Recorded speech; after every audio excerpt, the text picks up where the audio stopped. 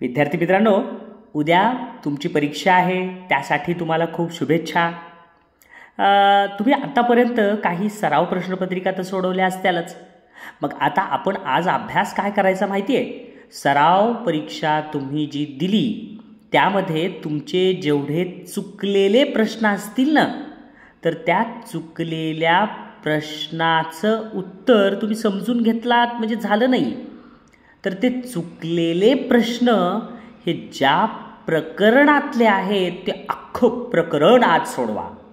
उदाहरणार्थ, आता इंग्रजी या विषयातला एखादा प्रश्न तुमचा सराव परीक्षेत चुकला, ती चूक तुम्हाला कळाली, तर तो प्रश्न नुसता दुरुस्त करायचा नाही, तर तो प्रश्न इंग्रजीच्या कोणत्या प्रकरणातला आहे ते बघायचं, ते अख्खं प्रकरण 5 वेळेस सोडवायचं. समजलं? अगदी तसंच बुद्धिमत्ताचं सुद्धा एखादा प्रश्न तुमचा चुकला तर फक्त चुकलेले प्रश्न हे चांगले दुरुस्त करून घ्या. म्हणजेच त्या चुकलेल्या प्रश्नावर आधारित अजून दुसरे प्रश्न येणार आहेत परीक्षेला.